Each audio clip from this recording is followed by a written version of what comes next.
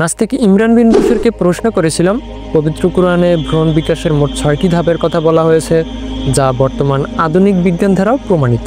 মানে সেই 1400 বছর আগে যেটা পবিত্র কোরআন বলেছে, সেটা বিজ্ঞান কিছু বছর আগে আবিষ্কার করেছে। এরপরে প্রশ্নটা ছিল এমন যে 1400 বছর আগে মুসলিমদের নবী এই কথা কিভাবে জানলো। তো ভাই প্রশ্নটা দেখার পরে 10 ঘন্টা পর্যন্ত কোনো উত্তর দেয় না। এরপরে পরবর্তী দিন সকালে 10টা-11টার দিকে আমি একটু জোরাজুরি করি, এরপরে ভাই একটা উত্তর দেয়। তো উত্তরটা আমরা একটু পরে দেখব, তার আগে আমরা দেখে আসি পবিত্র কোরআনে 1400 বছর আগে ভ্রূণ বিকাশ সম্পর্কে যা বলা হয়েছে সেটা আদৌ আধুনিক বিজ্ঞান দ্বারা প্রমাণিত কিনা। আসসালামু আলাইকুম, আমি তারিকুর রহমান, স্বাগত জানাচ্ছি আপনাকে বৈজ্ঞানিক কোরআন সিরিজে। ভ্রূণ বিকাশ সম্পর্কে পবিত্র কোরআনে অসংখ্য আয়াতে বলা হয়েছে।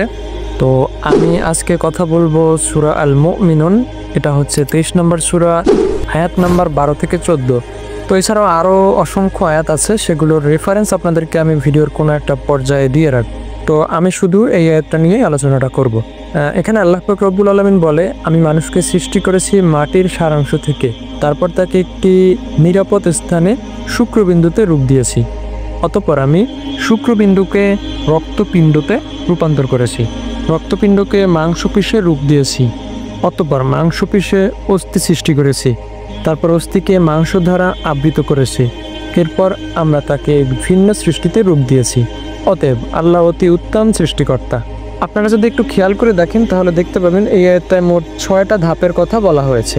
প্রথম ধাপটা হচ্ছে শুক্রবিন্দু, দ্বিতীয় ধাপটা হচ্ছে রক্তপিণ্ড অথবা ঝুলন্ত পদার্থ, তৃতীয় ধাপটা হচ্ছে চিবানো মাংসপিণ্ডের মতো, চতুর্থ ধাপটা হচ্ছে হাড়ের সৃষ্টি, পঞ্চম ধাপটা হচ্ছে হাড়কে মাংস দিয়ে আবৃত করা, এবং লাস্ট যেই ধাপ 6 নম্বর সেটা হচ্ছে ভিন্ন সত্তার রূপান্তর। আর ঠিক এই 6টা ধাপই বিজ্ঞান কিছু বছর আগে আবিষ্কার করেছে। এখান থেকে একটা ধাপ কমও নয়, এখান থেকে একটা ধাপ বেশিও নয়।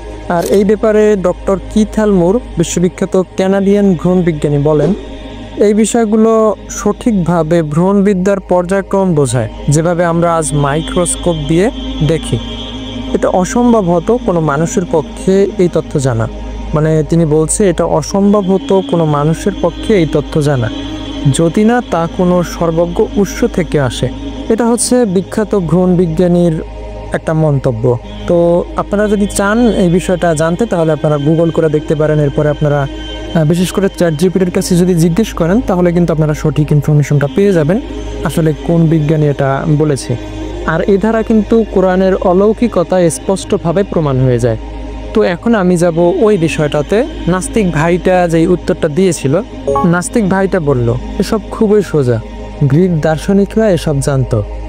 যাই হোক, আবু জাহেলও জানতো, তখনকার অনেক জ্ঞানী গুণী মানুষও জানতো। তো এটা শুনে আমার অনেক হাসি পাচ্ছিল। তো এর জবাবটা আমি তার ইনবক্সে চাইলে দিতে পারতাম, কিন্তু আমি ইনবক্সে দিব না, আমি এখানে দিতে যাচ্ছি, সবাইকে জানাতে চাচ্ছি। তিনি যদি কোনো দিন দেখে তাহলে দেখবে। তার উত্তরের প্রথম অংশ হচ্ছে গ্রিক দার্শনিকরা এসব জানতো। তো এখন আমার প্রশ্ন হচ্ছে, কোন গ্রিক দার্শনিকরা এসব জানতো সেটা আমার সামনে উপস্থাপন করতে হবে অথবা প্রমাণ দিতে হবে। আপনি যদি কখনো ভিডিওটা দেখে থাকেন অথবা কোনো নাস্তিক ভাই যদি দেখে থাকেন, তাহলে অবশ্যই এই প্রশ্নটার উত্তরটা দিবেন যে কোন গ্রিক দার্শনিকরা ঠিক এই 1 থেকে 6টা ধাপ একদম পবিত্র কোরআন এবং বিজ্ঞানের মতো বলেছে। যদি দিতে পারেন এরকমের কোনো প্রমাণ, তাহলে আমি আপনাদের কথা বিশ্বাস করব। আমি জানি এরকমের কোনো প্রমাণ আপনারা দিতে পারবেন না, কারণ আমিও এর আগে রিসার্চ করে দেখেছি। এর পরবর্তী উত্তরে তিনি বলল আবু জাহেলও জানতো। তো আবু জাহেল কিভাবে জানতো সেটা আপনি আমাকে দিবেন, ঠিক আছে? আর আবু জাহেল তিনি ছিল মূর্তি পূজারী একজন, তার পক্ষে এটা কখনোই জানা সম্ভব ছিল না। তিনি ছিল না কোনো ডাক্তার অথবা কোনো কিছু, তিনি শুধুমাত্র মূর্তি পূজা করতেন এবং হযরত মুহাম্মদ সাল্লাল্লাহু আলাইহি ওয়াসাল্লামের বিরোধিতা করতেন। ভাই আপনার উত্তরগুলোর মধ্যে সবচাইতে হাস্যকর লাইনটা ছিল এটা, ঠিক আছে? তিনি পরবর্তী লাইনে বলল যে তখনকার অনেক জ্ঞানী গুণী মানুষ জানতো। তো ভাই আমি আবারও আগের বারের মতোই ঠিক একই কথা রিপিট করব যে আপনি প্রমাণ পেশ করেন যে কোন জ্ঞানী গুণী মানুষ জানতো। দেখেন তার এখানে উত্তরগুলোর একটু ধাঁচটা দেখেন। প্রথমত উত্তরে তিনি বলল গ্রিক দার্শনিকরা এসব জানতো। ভাই কোন গ্রিক দার্শনিকরা জানতো এবং কোথায় তিনি বলল সেটার উত্তরটা আমাকে দিবেন। এরপরে আবু জাহেল জানতো, ভাই আবু জাহেল কোথায় জানতো, কিভাবে জানতো, কোথায় লেখা আছে সেটা আমাকে বলবেন। এরপরে তখনকার অনেক জ্ঞানী গুণী মানুষ জানতো, এবং কোন জ্ঞানী গুণী মানুষ জানতো সেটা আমাকে বলবেন। তিনি কিন্তু একটাও খোলাসাভাবে উত্তর দেননি। তো এগুলোই হচ্ছে নাস্তিক ভাইদের কিছু প্রতারণার ছাপ। আর এটাই ছিল বৈজ্ঞানিক কোরআন সিরিজের প্রথম পর্ব। তো এই পর্বে আমরা একটু বাড়তি জিনিস নিয়ে কথা বলেছি, তো এগুলো বলা দরকার ছিল বলেই আমি বলেছি। তো ভিডিওটা আজ এই পর্যন্তই। আশা করি আপনাদেরকে আমি সঠিক ধারণাটা দিতে পেরেছি। তো ভিডিওটা ভালো লাগলে লাইক করবেন, এবং কোনো প্রশ্ন থাকলে অবশ্যই কমেন্ট বক্স কিন্তু খোলা আছে, আপনারা চাইলে যে কোনো প্রশ্ন করতে পারেন। আর আপনার পরিচিত কোনো নাস্তিক ভাইয়েরা থাকলে অবশ্যই তাদের কাছে ভিডিওটা শেয়ার করে দিবেন। আর ইসলাম প্রচারের অংশ নিতে চাইলে অবশ্যই চ্যানেলটা সাবস্ক্রাইব করে রাখবেন। খোদা হাফেজ।